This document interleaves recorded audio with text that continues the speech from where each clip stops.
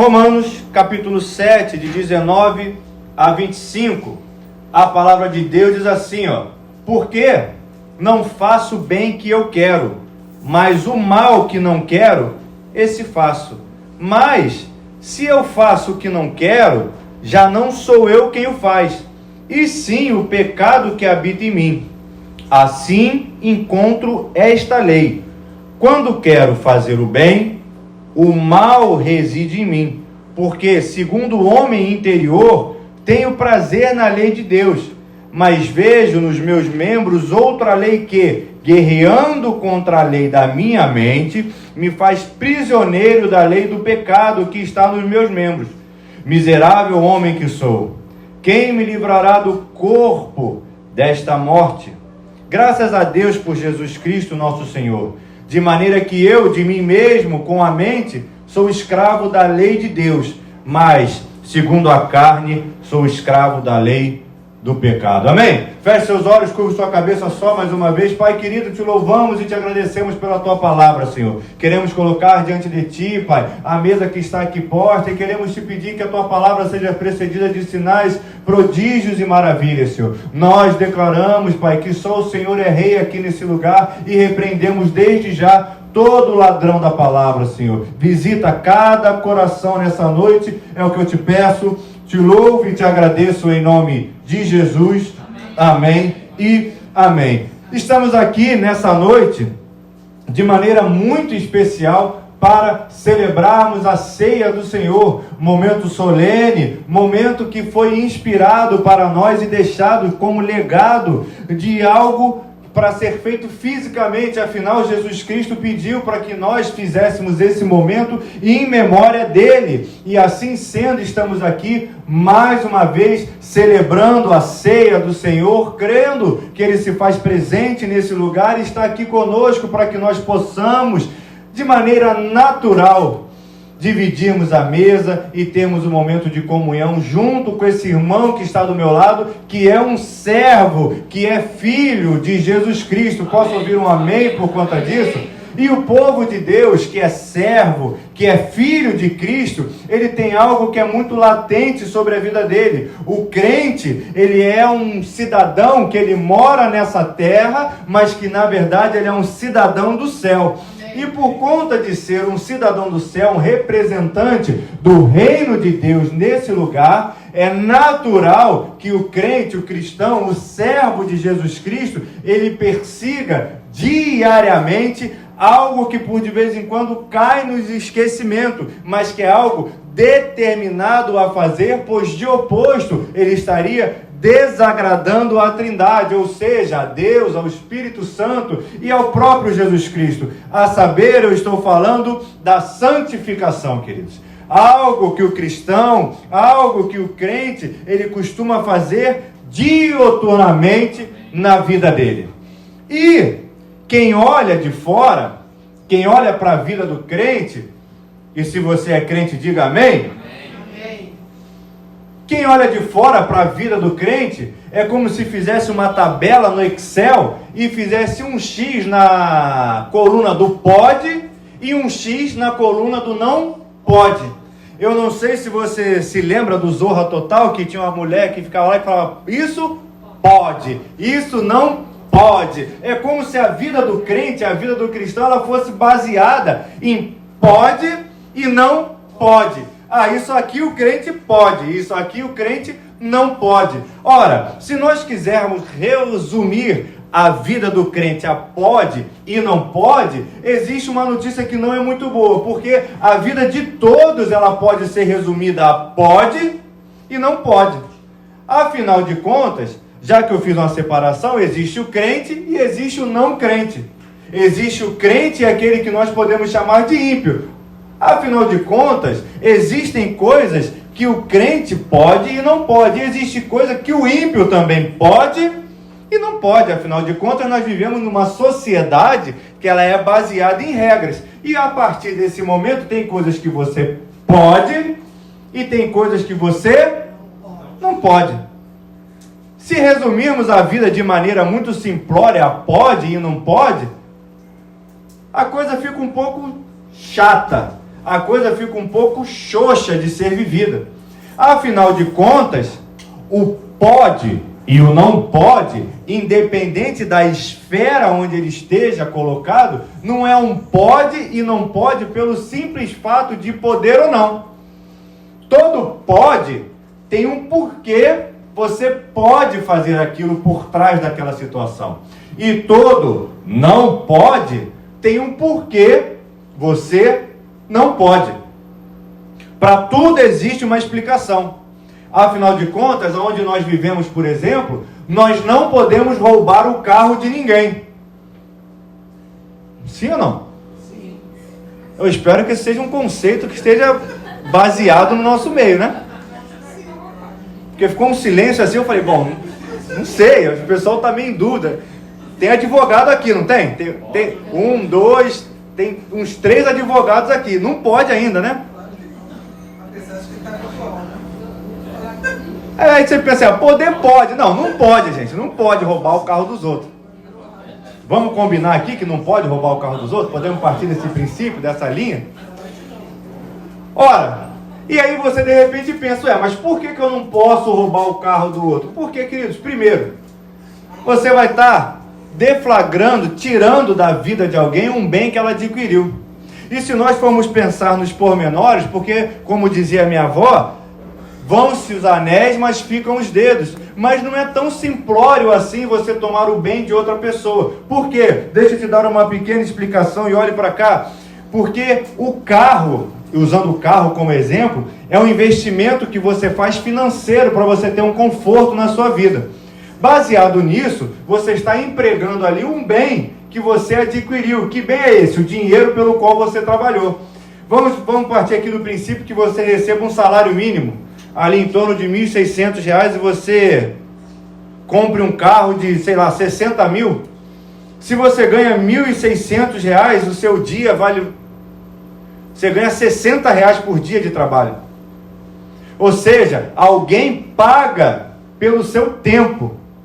Alguém coloca o dinheiro porque você empresta a sua vida para alguém, prestando um serviço para ela, e ela, vendo o emprego da sua vida em fazer aquilo, ela remunera o seu tempo de vida. E se você ganha um salário mínimo, você ganha mais ou menos R$ 60 por dia de trabalho. E se você comprou um carro de 60 mil, você investiu naquele carro 1000 dias trabalhados. 1000 dias dá o quê? 4 anos? Quando, em 3, 4 anos, por aí, eu falei que eu fiz jornalismo, então conta, não é muito meu forte. Perto de 3 anos. Vamos supor que seja 3 anos que você investiu da sua vida. Então, quando alguém chega e leva o seu carro embora, é como se você dormisse com 60 anos e acordasse com 63, porque a pessoa roubou 3 anos da sua vida. Não é só o bem que ela rouba. Ela rouba o tempo da sua vida que você investiu para adquirir aquele negócio. Por isso é que você não pode tomar o que é do outro. Por isso que você não deve tomar o que é do outro. Porque você não está tomando só o bem daquela pessoa. Você está tomando o tempo dela e o investimento que ela fez para que aquilo fosse alcançado. E é como se você roubasse o tempo de vida dela. É por isso que você não pode. Se nós pararmos para ver a palavra de Deus, tudo que Deus diz que você pode e não pode, não é por conta de sarcasmo da parte de Deus, não é por conta daquilo que Deus quer pura e simplesmente colocar numa balança, falando isso aqui você pode, e isso aqui você não pode. Quando ele fala que você pode algo, é porque existe por trás daquilo que ele está permitindo um processo de engrandecimento do seu relacionamento com o Deus a quem você serve. E é por isso que você pode. Porque quando você investe no seu relacionamento com Deus, você está automaticamente investindo na sua santificação, você está investindo no seu relacionamento com Deus, e assim sendo, você está investindo numa vida melhor para você. Vocês estão entendendo o que eu estou falando? O processo de santificação é, antes de mais nada, o ato de investir o seu tempo naquilo que importa. Porque tudo aquilo que nós investimos nessa terra e que nós temos como bem nessa terra, que nós temos como adquirido, e ainda que não seja um bem, que seja um conhecimento que você adquiriu, que seja um diploma, isso um dia vai ficar para trás. Tudo, aquele carro bonito que você tem, vai ficar aqui. Aquela casa bonita que você comprou de praia, vai ficar aqui.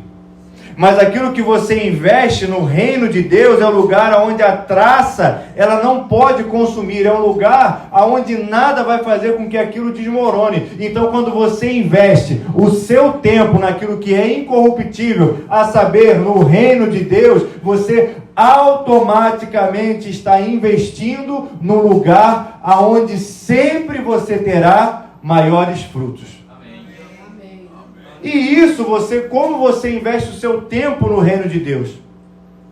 Através da oração da palavra, através da leitura da palavra de Deus, através do seu relacionamento com Deus no processo de santificação, querido.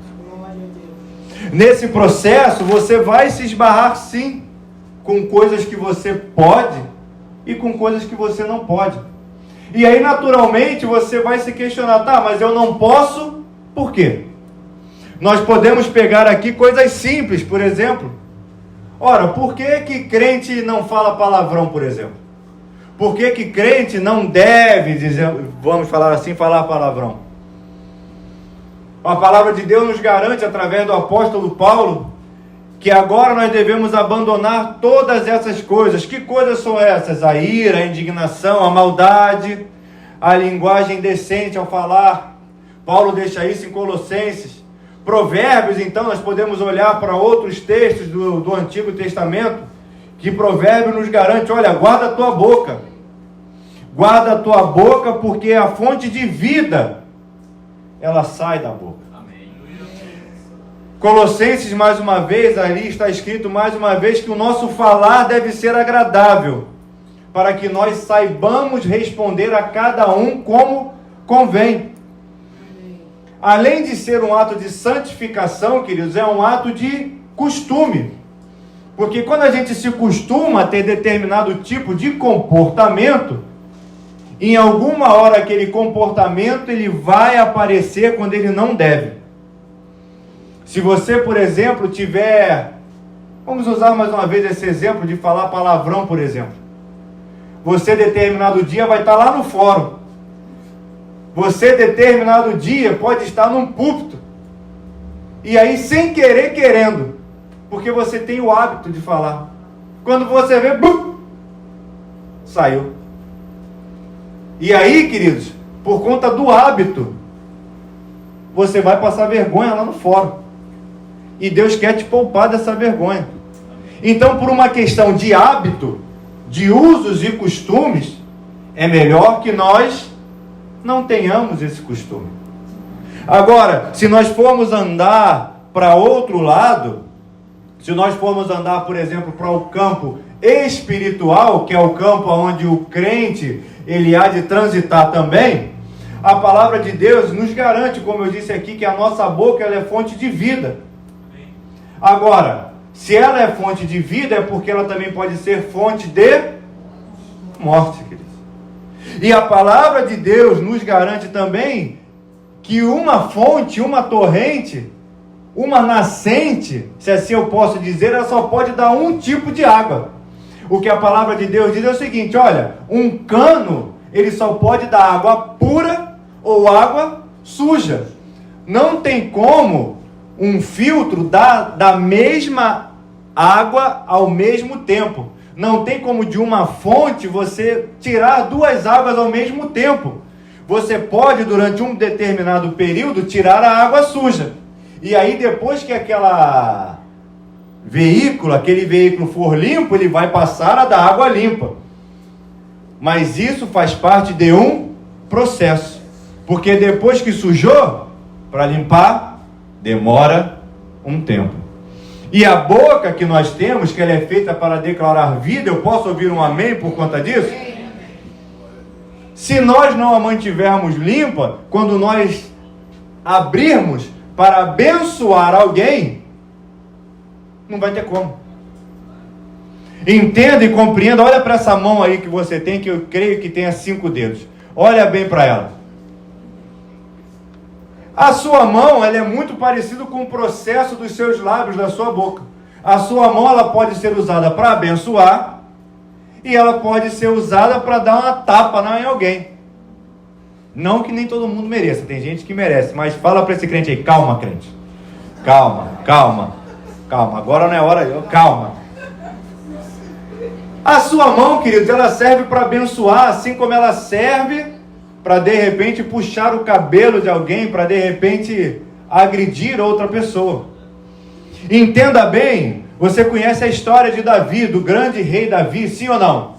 As mãos de Davi foram mãos que constantemente foram usadas, foram colocadas em prática no âmbito da guerra. Ele empenhou a mão dele para segurar uma espada, para ir para o campo de batalha. E deixa eu te falar uma coisa, Davi matou muita gente. Davi cortou muita cabeça. Davi acertou pedrada em cabeça de gigante e depois arrancou a cabeça dele fora. Entenda bem que Davi deu muito tapa por aí. Davi jogou muita gente para o alto. Davi usou a espada para muita coisa. Mas chegou um determinado momento que Davi, deixa eu dar uma parafraseada aqui, ele foi construir uma igreja. A primeira igreja para Deus, Davi foi construir. Quando Davi pegou o tijolo, Deus falou assim, para um pouquinho. Davi, deixa eu te falar uma coisa, Davi. Tua mão está com muito sangue. Davi olhou e falou, não, mas minha mão está limpa, eu não estou com sangue agora não, estou aqui agora de pedreiro, Não, Davi, por conta daquele chumaço de sangue que você derramou, daquele monte de guerra que você participou, a tua mão está suja de sangue, Davi. Você não vai poder construir esse templo. Quem vai construir vai ser seu filho. Você, por hora, seu propósito foi aquele com as suas mãos. Mas para construir o templo eu vou ter que usar outras mãos, porque as tuas mãos estão muito sujas de sangue. Tal qual foi com a mão de Davi, tal qual foi com aquele homem de guerra, isso por vezes acontece também comigo e contigo acerca da nossa boca. O desejo do nosso coração é de abrir a boca e abençoar alguém. O desejo de Deus era até usar a sua boca e abençoar alguém. Mas aí quando Deus olha e fala, olha, Davi, não vou poder usar essa boca. Por quê? Assim como minha mãe me falava, sua boca é muito suja, garoto. Não dá para usar para abençoar agora. Vai ser preciso e necessário um tempo para que essa boca fique limpa. Ou seja, queridos, para cada não de Deus, existe um porquê. Existe um porquê nós devemos conservar, por exemplo, os nossos lábios limpos. E eu expliquei para você por quê. Assim como existe uma necessidade de que, para nós possamos ser usados por Deus, nós precisamos estar buscando sempre a santificação. E você note que toda vez que eu falo do processo de santificação, eu uso sempre esse termo, processo. Porque a santificação não é uma coisa que eu alcanço de um dia para o outro. É um processo. Para que nós possamos alcançar, é algo que eu faço dia após dia. Dia após dia. Dia após dia. E é durante esse processo, durante esse dia após dia, que de vez em quando a gente cai na vala do conflito. Que vala do conflito é essa? E aí eu quero te dar uma boa notícia. Paulo passou por esse mesmo problema. Que problema é esse? De repente você me pergunta. É o problema de você querer alcançar algo dentro do processo de santificação e não conseguir. Você leu junto comigo. Aqui nesse texto que Paulo fala, porque o bem que eu quero eu não consigo e o mal que eu não desejo eu estou fazendo e a minha carne milita, que você de repente não entende nada do que ele falou, porque ele vai e volta, assim encontrarei, quero fazer mal, mas o bem que reside em mim, aí você fala, Jesus, não estou entendendo nada.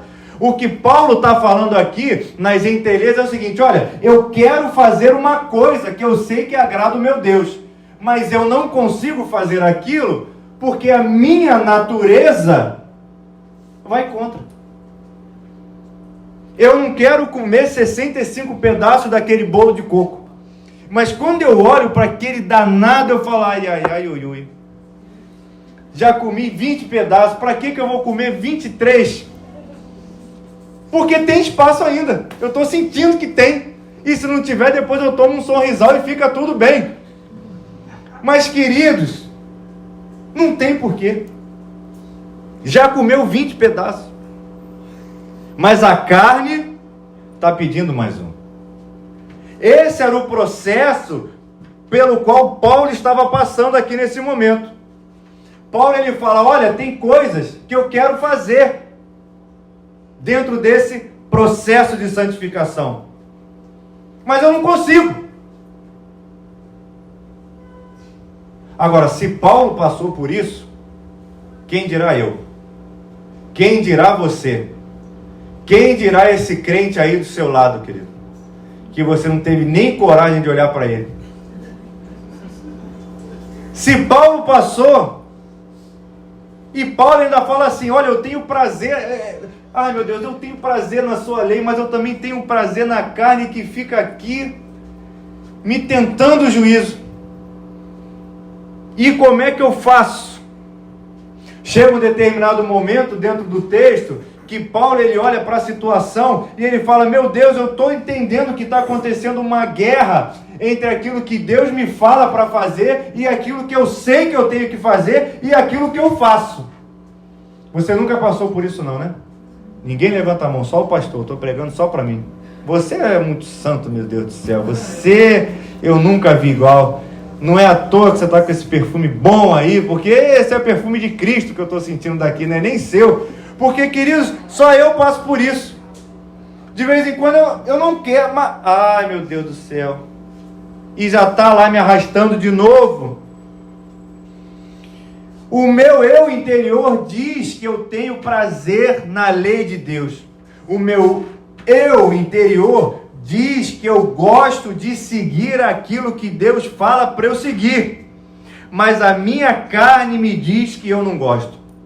E a minha carne me faz prisioneiro do pecado. Enquanto a minha mente e meu espírito me diz que eu sou prisioneiro daquilo que Deus me fala. E aí, meu querido, deixa eu te fazer uma pergunta. Você já entendeu que existem coisas que edificam o seu espírito? Entendeu ou não, crente? Assim como você também já entendeu que tem coisas que não edificam, que você não quer fazer, mas que você faz. Você já entendeu. Assim como Paulo também entendeu. Assim como eu também entendi. E aí, a pergunta que fica é, tem o caminho de cá, que é o que desagrada, mas que eu faço.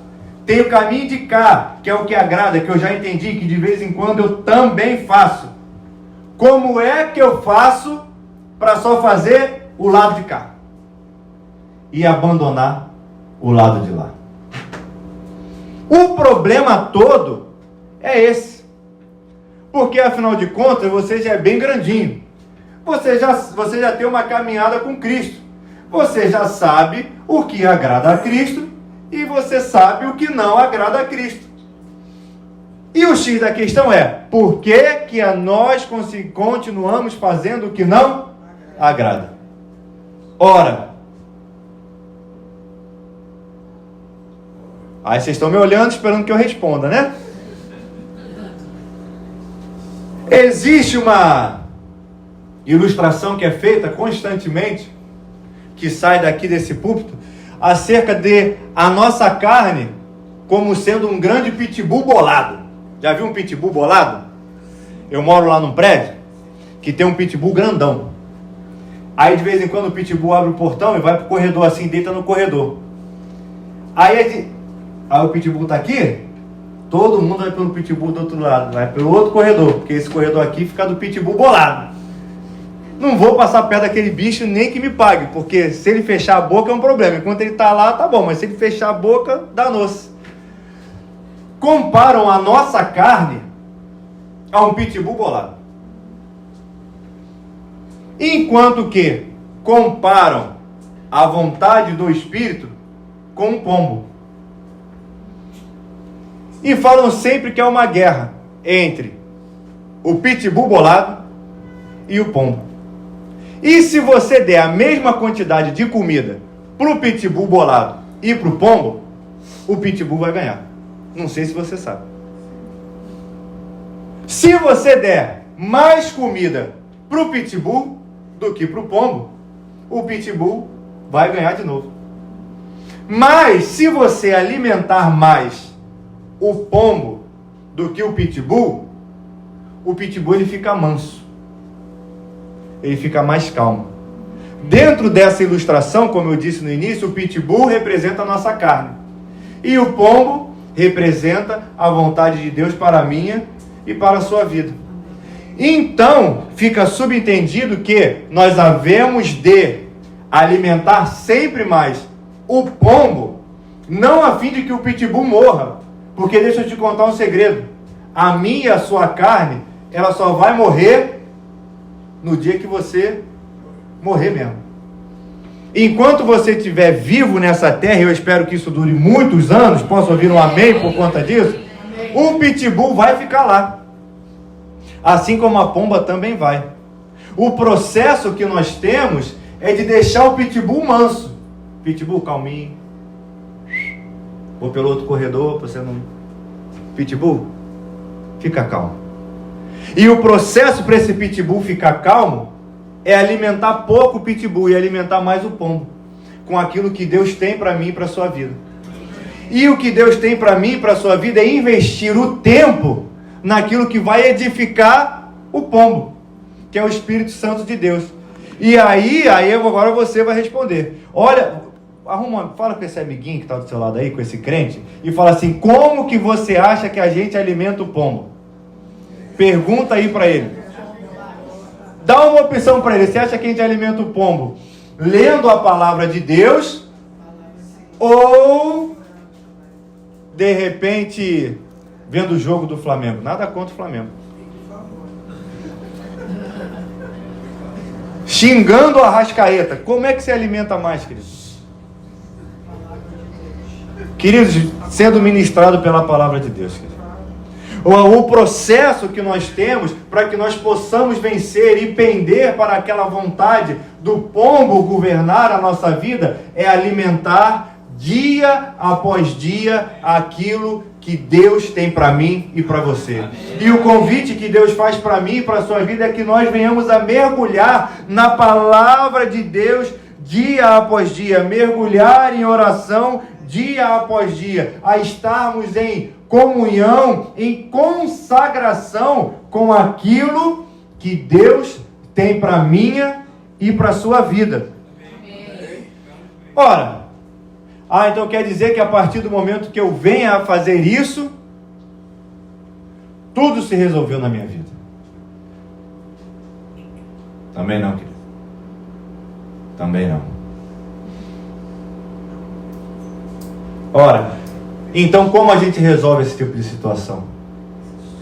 Paulo, ele chega no final desse verso, como ele disse, e entenda bem, isso não foi uma conclusão que Paulo fez, dando salvo-conduta para você sair por aí fazendo o que você bem entende, porque tem um pessoal que é meio esperto, né?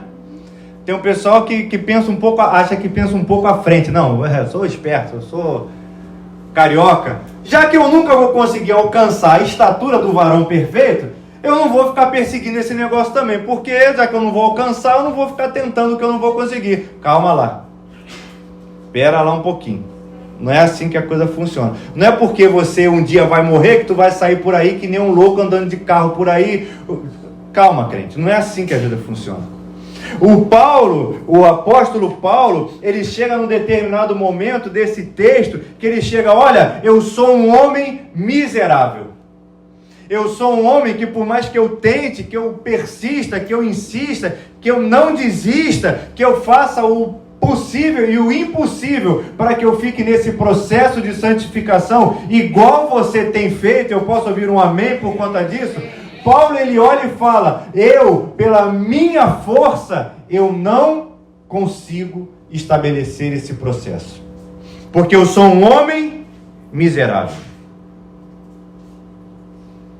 E aí, queridos, essa é uma palavra que me atinge, que te atinge também, porque chega um determinado momento na nossa caminhada que a gente olha.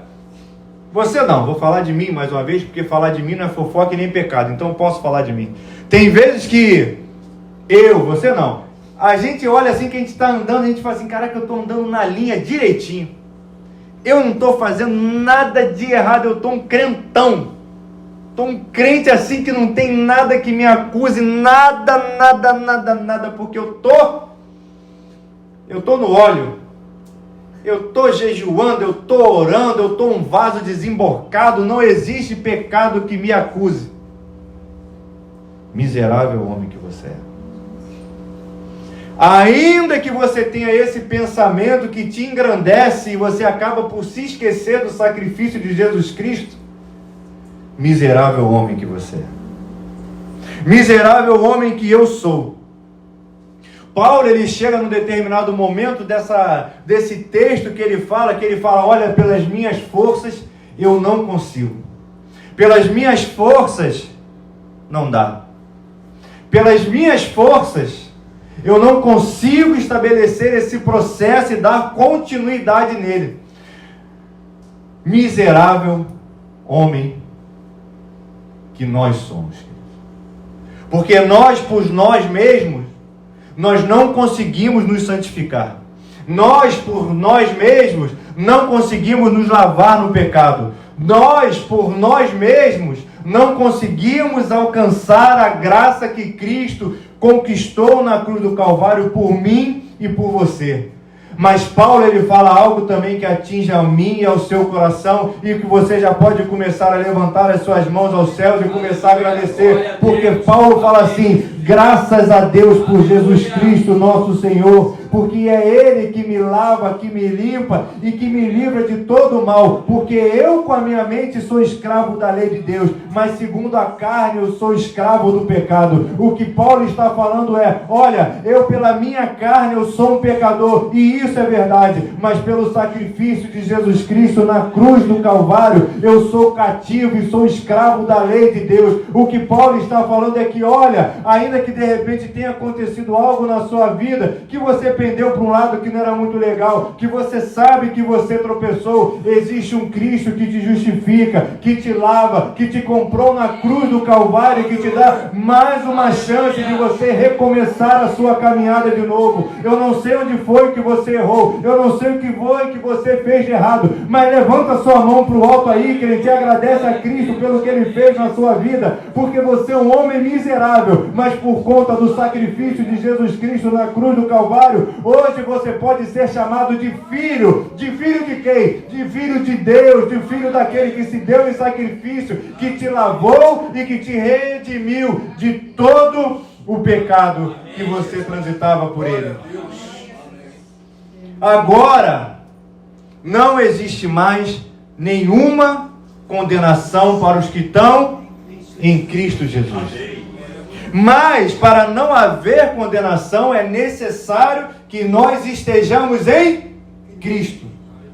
E para nós estarmos inseridos em Cristo, a gente tem que estar nesse processo de santificação. Que por mais que a gente saiba que jamais nós vamos conseguir alcançar o 100% disso, a gente tem que insistir, persistir e não desistir. É algo, queridos, que tem que ser inerente ao ser humano que se chama filho de Deus. Porque a vontade dele tem que ser agradar o Deus a quem ele serve, e não a carne dele. E muito se diz por aí que, e não é errado, é apenas um ponto de vista, que nós não havemos de nos apresentar à mesa que está aqui posta em pecado. Eu entendo e compreendo que isso verdadeiramente existe. Mas a pergunta, que ela é retórica e que ela vem logo em seguida, é: como eu vou me apresentar perante essa mesa se eu sempre vou ter um pecado? Não tem pecado nenhum, não. É mentiroso. Já está pecando aí de novo. Não tem pecado nenhum, não, porque eu sou muito bom. Então tem um grande prepotente, já está pecando de novo. Não tem pecado nenhum, não. Pecado é esse aqui do lado aqui, ó, que tu não... tu conheceu essa história desse aqui, carnaval. Ai, meu pai. A Anitta estava aí ontem, eu vi. 1 milhão de pessoas. Tu acha que não estava lá? Eu não estava. Arrogante, pecou de novo. Como que eu vou me apresentar perante essa mesa sem pecado se eu sou um homem miserável? Reconhecendo o sacrifício de Jesus Cristo. E falando: Cristo, se não for por você, se não for por ti, se não for pelo meu Senhor e Salvador, eu não poderia me aproximar dessa mesa. Mas como foi o Senhor que me convidou de braços abertos, pregado na cruz do Calvário, eu hoje tenho o direito de me aproximar dessa mesa, reconhecendo os meus erros e pedindo: me fortalece, Senhor, para que eu não erre mais. Vocês conseguem entender a diferença entre um salvo-conduto, você ter direito de sair fazendo besteira por aí, como se fosse um green card? Não, porque Deus me purifica, Deus me santifica. Entre você ter, me permita falar assim, uma grande cara de pau e uma vontade de mudar perante Cristo. Existe uma diferença entre a síndrome de Gabriela, de eu nasci assim, eu vivi assim, eu vou morrer assim, e entre você ter a vontade dentro do seu ser de ser melhorado na presença do Pai a quem você serve e passar por cima desse pecado em termos de conseguir vencê-lo. Porque é um processo de santificação. Hoje, por exemplo, você que já tem um tempo na caminhada junto com Cristo, se você olhar para quando você se converteu, estava ruim de largar do Hollywood, do Marlboro, estava ruim de largar a cerveja, e aí com o processo, você conseguiu largar disso. E hoje em dia, ainda existem desafios, mas o Hollywood ficou para trás, o Marlboro ficou para trás, e dentro desse processo, você tem caminhado dia após dia, se colocando debaixo da vontade de Deus e tem vencido etapas. De repente você olha hoje para esse pecado que você tem de estimação e fala: eu não vou conseguir largar desse pecado não. Deixa eu te dar uma boa notícia: com o poder do Espírito Santo e alimentando a pomba, você consegue viver isso. Porque Deus, Ele quando te chamou, Ele não te chamou para você ficar vivendo nesse esquema aí, numa vida de bang jump, de desce e sobe o tempo todo. Deus te chamou para viver uma vida que, ainda que ela não seja constante, ela seja de menos altos e baixos, e seja dentro de um processo onde você está perseguindo essa santificação. E o convite de Deus nessa noite é qual? Que você se aproxime da mesa. Que você esteja como você estiver, você ceie junto com o Senhor nessa noite. Mas que você se aproxime da mesa tendo ciência e consciência de quão miserável você é e de quanto você necessita de Cristo para poder vencer disso que você tem passado. É através dele que você vai vencer isso. É através do fortalecimento do Espírito Santo de Deus na sua vida que você vai vencer isso. Vamos aqui usar um último exemplo para que você possa entender. Só procura um médico quem tem consciência que está doente. Se ninguém te falar que isso aí, que de repente você tem uma doença, você nunca vai procurar um médico. Se a dor não aparecer, você nunca vai procurar um médico. E para você conseguir encontrar o perdão dos teus pecados, você tem que ir naquele médico que pode perdoar os seus pecados, que pode sarar os seus pecados, que pode passar uma borracha nos seus pecados. E o único que pode fazer isso é Jesus Cristo. Como que você vai conseguir alcançar o perdão e o arrependimento do seu pecado se você não se colocar diante da face daquele que pode te perdoar? O único jeito de alcançar o perdão dos seus pecados é se apresentando na presença do seu Pai.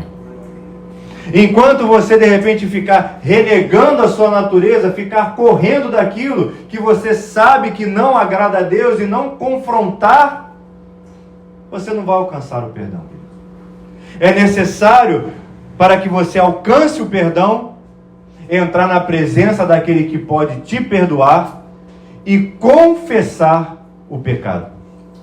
Quando você chega no médico, o médico fala assim: no que eu posso te ajudar? Aí você fala: doutor, estou sentindo uma palpitação aqui no peito. Aí ele fala: vamos ver o que é. Quando você chega na presença de Jesus Cristo, como nós lemos nos evangelhos, Jesus Cristo pergunta: o que queres que eu te faça?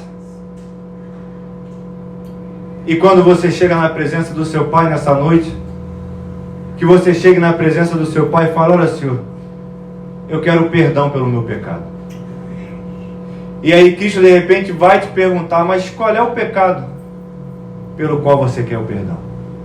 Qual é o pecado que você não quer mais cair nessa vala e adentrar por ele novamente? Qual é o pecado, queridos, que de repente Deus te trouxe aqui nessa noite e que Ele quer tratar na sua vida? Qual é o pecado que de repente você pensa assim: ah, Senhor, eu não posso tomar a ceia hoje, porque por conta desse pecado que eu cometi, eu não sou digno de me apresentar na sua mesa. Queridos, aquele que serve a mesa, aquele que está na mesa e aquele que te convidou para estar junto com ele à mesa, que é o próprio Cristo, é aquele que pode perdoar os seus pecados.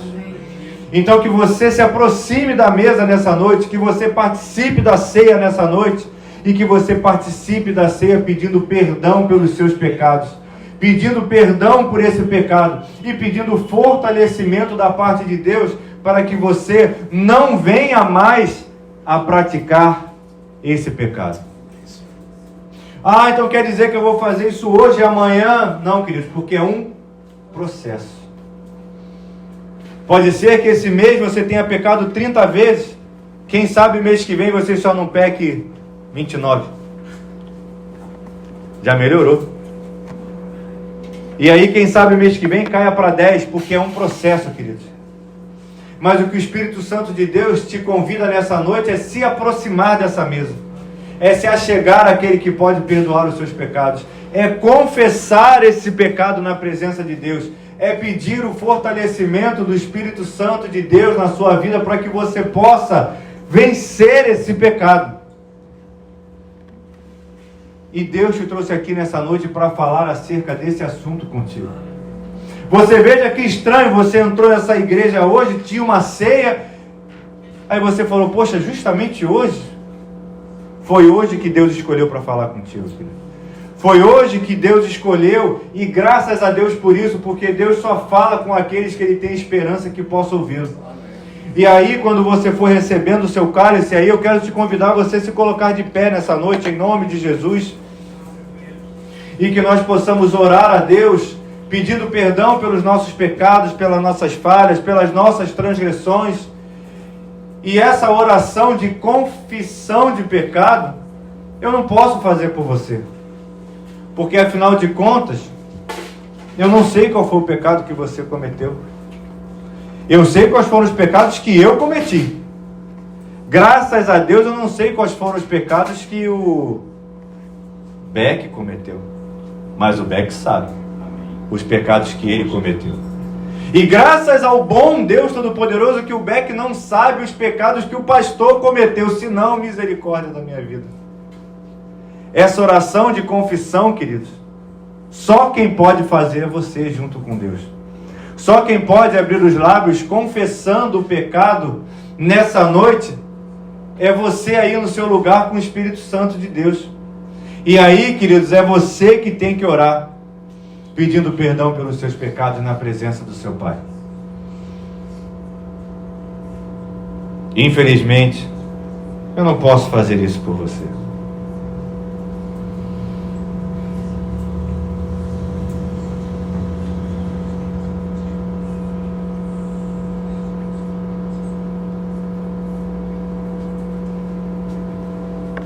Deus querido, Pai amado, em nome de Jesus Cristo, Senhor, nós queremos colocar diante de Ti, Pai, esse pedaço de pão, Senhor, que simboliza, Pai, o Teu corpo moído na cruz do Calvário, Pai. Teu corpo, Senhor, que foi, Pai, moído, Pai. Teu corpo que foi assolado, Senhor. Teu corpo, Pai, que passou, Senhor, por inúmeros castigos, Pai, a fim de que, Senhor, nós pudéssemos ser perdoados dos nossos pecados, Pai. Aquele sangue, Pai, vertido, aquele corpo que foi moído, foi dado em sacrifício vivo, santo e agradável pela minha vida, Pai, para que hoje eu pudesse ser chamado de filho, Senhor.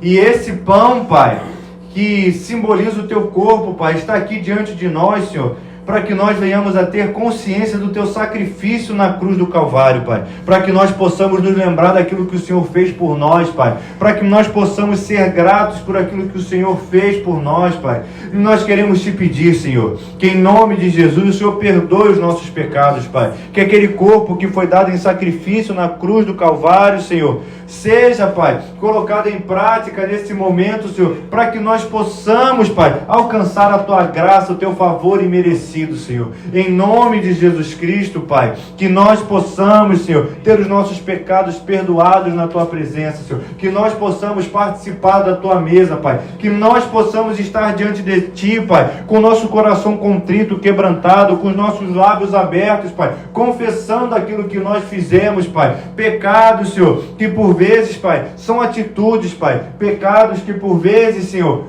são coisas feitas, consumadas, mas que por vezes, Pai, são pensamentos, Pai. Pensamentos, Pai, de arrogância, Pai. Pensamentos de desejar o mal para alguém, Pai. Pensamento de desejar algo que é de alguém. Ah, Deus querido, em nome de Jesus Cristo, Pai, que o Senhor perdoe os nossos pecados, as nossas falhas, as nossas transgressões, Pai. E que Deus, que nós possamos participar do pão, Pai, nesse momento agora, em nome de Jesus, poder participar do pão em nome de Jesus.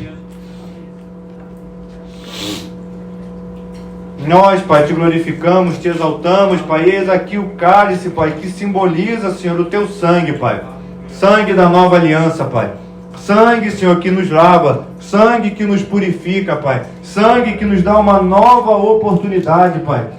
Teu corpo, Senhor, foi o sacrifício, Pai, e o Teu sangue é a nossa purificação, Pai. É aquilo que trabalha nas nossas vidas, trabalha nos nossos corpos, trabalha na nossa mente, trabalha nos lavando, nos dando uma nova chance e restabelecendo da aliança Tua conosco, do Teu reino conosco, Pai. Deus querido, esse cálice que simboliza, Senhor, o Teu sangue, Pai, nós Te pedimos, Senhor, que em nome de Jesus Cristo nos lave, Pai, que em nome de Jesus Cristo troque as nossas vestes, Pai, que em nome de Jesus Cristo, Pai, nos passe em revista e nos perdoe, Pai, de cada, Senhor, de cada situação que nós fizemos, Pai. Em nome de Jesus, nós consagramos a Ti, Pai, esse cálice e participamos dele em nome de Jesus.